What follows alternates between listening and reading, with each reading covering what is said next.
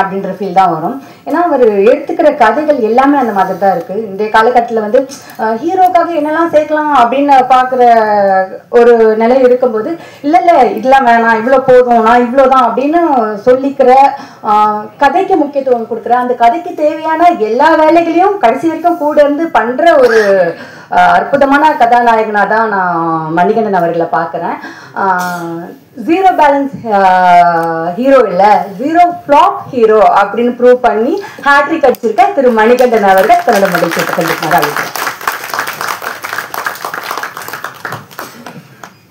என்னோட மேடையில் இருக்கிற என்னோட டீம், அப்புறம் மேடைக்கு முன்னாடி உட்காந்துருக்கிற எங்கள் டீம் 2 பேருக்குமே என்னுடைய முதல் வணக்கங்கள்.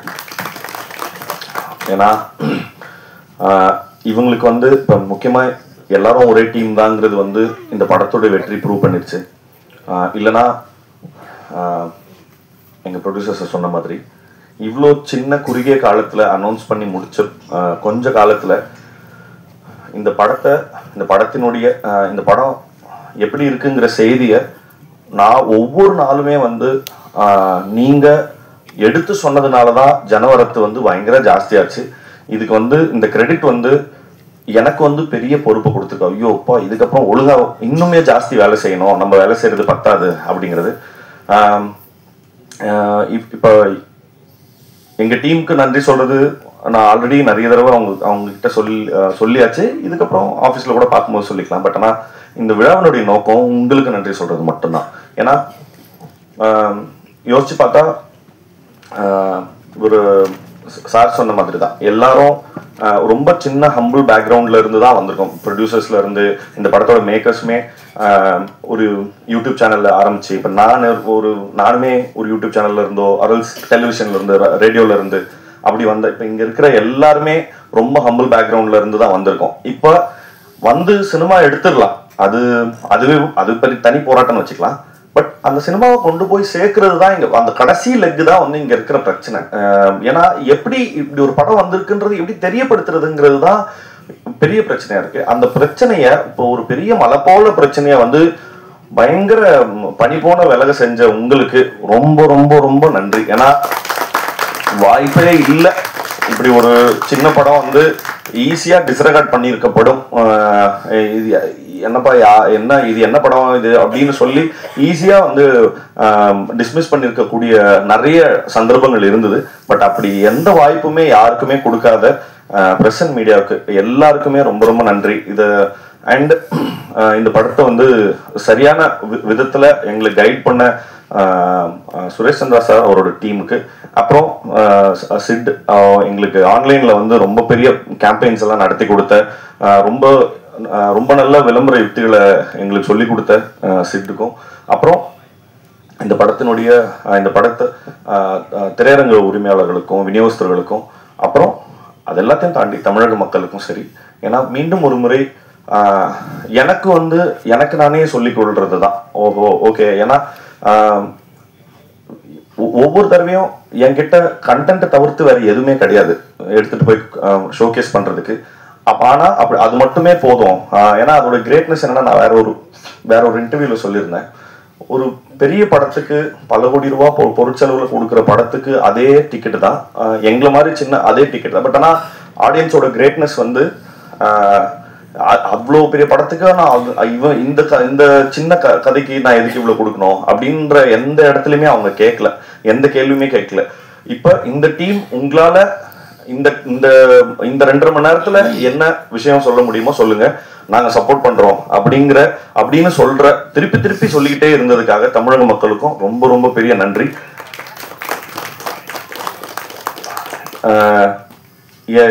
எங்க டைரக்டர் சொன்ன மாதிரி எங்களுக்கு சொல்றதுக்கு அதை தவிர்த்து, நன்றியை தவிர்த்து புதுசா எதுவும் இல்லை. ஆனா நன்றி மட்டும் நிறைய தடவை சொல்ல வேண்டியது இருக்கு. Thank you so much. நன்றி. கொண்டு வந்து கொடுத்துருக்காரு அப்படின்னா அது ரைட்டர் சாரோட ஒரு வெற்றின்னு தான் சொல்லணும். இந்த படத்தில் ரொம்ப அழகாக சொல்லுவாங்க தெரியுமா, பெரியோரை வியத்தலும் இளமே, சிறியோரை இகழ்தல் அது நின்னும் இளமே அப்படின்னு. அதை ரொம்ப அழகாக வந்து காமெடியாக சொல்லியிருப்பாரு. அந்த அழகான கதைக்காக ரொம்ப ரொம்ப நன்றி சார்.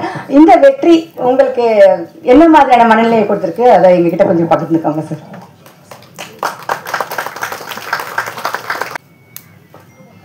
பத்திரிகை துறையை சார்ந்த பெரியோர்களுக்கும் நண்பர்களுக்கும் மேடையில் அமர்ந்திருக்கும் என்னுடைய நண்பர்களுக்கும்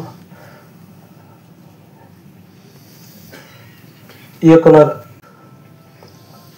நானும் ராஜேஷும் சந்தித்து 10 ஆண்டுகள் நிறைவடையுது. இந்த 25ஓட 2015 திரைப்படங்கள் எப்படி இருக்கலாம் அப்படின்னு ஒரு ரசனை சார்ந்த ஒரு உரையாடலில் தொடங்கி 10 ஆண்டுகளுக்கு பிறகு ஒரு திரைப்படத்தை எடுத்து முடித்து அந்த திரைப்படம் ஒரு மிகப்பெரிய வெற்றியை பெற்று இன்னைக்கு இந்த மேடையில் நான் நிற்கிறேன் அப்படின்னா ஒரு கனவு போல இருக்குது அப்படின்னு நான் சொல்ல மாட்டேன்.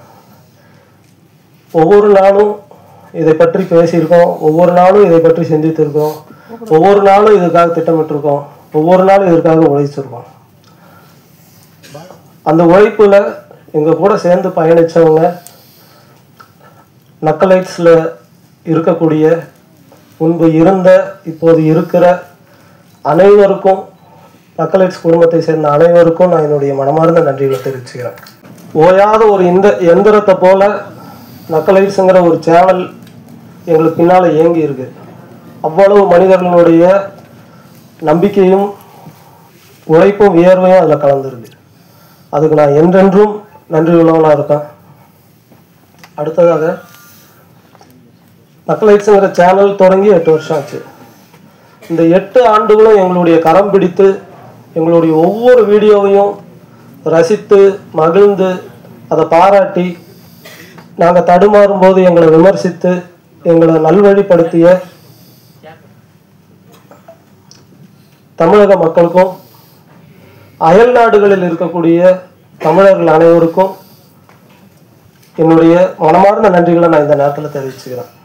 கிட்டத்தட்ட 1 வருடம் அப்படிதான் போச்சு.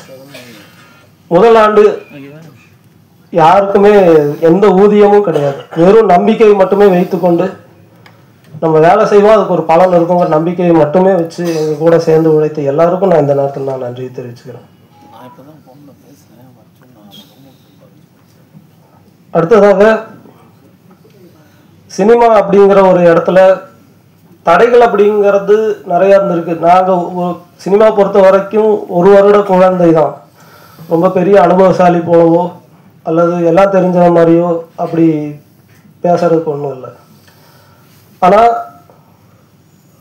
சினிமாவுக்குள்ளே வர்றதுக்கான ஒரு அனுபவம் இருக்குல்ல, அதை பற்றி சில விஷயங்கள் பேச முடியும்னு நான் நினைக்கிறேன். ஒன்று, இங்கே சில மித்ஸ் இருக்குது. அந்த மித்ஸ் திரும்ப எல்லாரும் அதை பற்றி ரீகன்சிடர் பண்ணணும், அதை பற்றி ஒரு மறு விசாரணை நடத்தணும்னு நான் நினைக்கிறேன். சினிமா வேற, யூடியூப் வேற அப்படின்னு பல பேர் சொல்கிறாங்க. அப்படி கிடையாது. அப்படி சொல்கிறவங்க ஒன்று யூடியூப்னா என்னங்கிறத டிஃபைன் பண்ணணும், அல்லது சினிமானா என்னங்கிறத டிஃபைன் பண்ணணும். அது இல்லாமல் இது ரெண்டும் வேற வேற. யூடியூப்பில் தான் நாங்கள் சினிமாவுக்கான பயிற்சியை எடுத்தோம். யூடியூப்பில் நாங்கள் சினிமா தான் செஞ்சுக்கிட்டு இருந்தோம். என்ன, யூடியூப் நமக்கு ஒரு 10 நிமிஷம் அவகாசம் கொடுக்கும், சினிமாங்கிறது 2 மணி நேரம் 2.5 மணி நேரம் அவகாசம் கொடுக்கும். அந்த 10 நிமிஷம் சினிமாவில் இருக்கிற லிபர்ட்டி கூட யூடியூப்பில் இருக்காது. யூடியூப் இன்னும் ஒரு ஸ்ட்ரிக்டான மீடியம். 10 நிமிஷத்துக்குள்ளே நீங்கள் ஆடியன்ஸை என்கேஜ் பண்ணி உங்கள் 10 நிமிஷமும் நீங்கள் வச்சுருக்கணும். உங்கள் கூட முதல் நிமிஷமே நீங்கள் உங்கள் ஆடியன்ஸை நீங்கள் என்கேஜ் பண்ணணும். இல்லைன்னா அடுத்த சேனலுக்கு ஸ்க்ரால் பண்ணி போயிடும். சினிமாவில் கூட 200 ரூபாய் கொடுத்து உள்ளே வந்துட்டோங்கிறதுக்காக ஒரு அரங்கத்துக்குள்ளே பல்ல கடிச்சிக்கிட்டு உட்காந்துருப்பாங்க. யூடியூப்பில் அப்படி கிடையாது. யூடியூப்பில் பல வகையான கண்டென்ட் கிரியேட்டர்ஸ் இருக்காங்க. ஆனால் சின்சியராக சினிமாவுக்காக வேலை பார்க்குறவங்களும் இருக்காங்க. யூடியூப்ங்கிறது நக்கலைட்ஸ் போன்ற ஒரு சேனலோ இல்லை வேறு எந்த சேனல் மாதிரியோ அப்படியான ஒரு கற்பனை இருக்கா? அது மட்டும் இல்லை, யூடியூப்ங்கிறதுக்குள்ளே எண்ணற்றவங்க அவங்களுடைய ஷார்ட் ஃபிலிம்ஸை எடுத்து ரிலீஸ் பண்ணிக்கிட்டே இருக்கிறாங்க ஒவ்வொரு நாளும். அந்த ஷார்ட் ஃபிலிம்ஸ்குள்ளே அவ்வளோ உயிர் இருக்குது, அவ்வளோ உழைப்பு இருக்குது, அவ்வளோ நம்பிக்கை இருக்குது. அதை வெறுமனே யூடியூப்னு சொல்லி அப்படி ஒரு புறங்கையில் அதை தள்ளிட வேண்டாம்னு சொல்லி நான் எல்லாரையும் அன்போடு கேட்டுக்கிறேன். ஏன்னா அதுக்குள்ளே கனவும் நம்பிக்கையை மட்டுமே வச்சுக்கிட்டு உழைப்பை போட்டு எவ்வளோ பேர் வேலை செஞ்சுட்டு இருக்காங்க. அவங்க எல்லாருக்கும் உங்களுடைய அன்பும் ஆதரவும் எங்களுக்கு கிடைச்சதை போல அவங்களுக்கும் வேணும்னு நான் கேட்டுக்கிறேன். அடுத்தது, பெரிய பண வசதி இருந்தாதான் இந்த ஊடகத்துக்குள்ள ஜெயிக்க முடியும் அப்படிங்கிறது இல்லை. எங்களோட நிறுவனத்துக்கு பேர் நக்கலைட்ஸை ஓன் பண்ணுற நிறுவனத்துக்கு பேர் எறும்புகள் நெட்வொர்க். அந்த நிறுவனத்துக்கு ஏன் எறும்புகள் நெட்வொர்க்னு பேர் வச்சோன்னா, அது ஒரு டீம் ஒர்க் அப்படிங்கிறதுக்காக மட்டும் இல்லை. எறும்போட புத்தை நீங்கள் எத்தனை முறை கலைச்சி போட்டிங்கனாலும் அது திரும்ப கட்டும். அதுக்கு பில்டிங் மட்டும்தான் தெரியும். அது எத்தனை முறை நீங்கள் அந்த புத்தை இடிச்சிங்கனாலும் உடைச்சிங்கனாலும் அது திரும்ப திரும்ப ரீபில்டு பண்ணிக்கிட்டே இருக்கும். அதனால என்ன சரிவு வந்தாலும் நம்ம திரும்ப திரும்ப நம்ம வேலையை செய்யணுங்கிறதுக்கான ஒரு இன்ஸ்பிரேஷனுக்காக தான் எறும்புகள் நெட்வொர்க்னு எங்கள் நிறுவனத்துக்கு நாங்கள் பேர் வச்சுக்கிட்டோம். இதில் எவ்வளோ சிக்கல்களை நாங்கள் சந்தித்து வந்திருக்கிறோம். அது ரொம்ப சாதாரணம் தான், எல்லாரும் சந்திக்கிற சிக்கல்கள் தான். ஒன்றும் அசாதாரணமான சிக்கல்களெல்லாம் நாங்கள் சந்திக்கலை. எல்லா சராசரி மனிதர்களும் அவங்க வாழ்க்கையில் சந்திக்கிற சிக்கல்கள் தான் நாங்களும் சந்தித்தோம். ஆனால் ஒவ்வொரு முறையும் கடலில் தத்தளிக்கிறவனுக்கு ஒரு ஒரு ஒரு மரக்கட்டையோ ஒரு ஒரு பிடிமானம் கிடைப்பது போல் எங்களுக்கு நக்கலைட்ஸ் தொடங்கிய நாளிலிருந்து பத்திரிகைகளும் ஊடகங்களும் எங்களை ஒரு களம் போல் கூட இருந்து காத்து எங்களை இன்றைக்கி வந்து கரையேற்றிருக்குன்னு நான் சொல்லுவேன். ஏன்னா அன்றைக்கி எங்ககிட்ட எதுவுமே கிடையாது. ஜஸ்ட் எங்களுடைய ஐடியா அதை ஒரு வீடியோவாக எடுத்து யூடியூப்பில் பதிவேற்றுவோம். ஆனால் அதனுடைய நேர்மையும் அந்த அந்த கண்டென்ட்டில் இருந்த ஒரு தரத்தையும் மதித்து எங்களை பாராட்டி ஒவ்வொரு முறையும் உற்சாகப்படுத்தி, ஏன்னா நாங்கள் நேர்காணல் கொடுக்காத பத்திரிகைகளே இல்லைன்னு சொல்லலாம். எல்லா பத்திரிகைகளும் எங்களுடைய நேர்காணல் இருக்குது. அப்போது அப்படி ஒரு வரவேற்பு, அதனுடைய எங்களை வேல்யூ பண்ணி இதை செய்யணும் அப்படின்னு பத்திரிகைகளுக்கு தோன்றியது இல்லையா, அதை ஒரு பெரிய பேரன்பாக நான் நினைக்கிறேன். ஏன்னா அன்னைக்கு அது மட்டுமே தான் எங்களுக்கான ஒரு ஒரு சோலுக்கான ஃபுட்டுன்னு சொல்லுவாங்க இல்லையா, அது போல் இருந்துச்சு. வேற எதுவும் இல்லை. அழகாக நம்மளை பாராட்டுறாங்க. அந்த பாராட்டு தான் அப்படியே தட்டி கொடுத்து 8 வருடம் கழிச்சு இங்கே கூப்பிட்டு வந்து விட்டுருக்குன்னு நான் சொல்லுவேன்.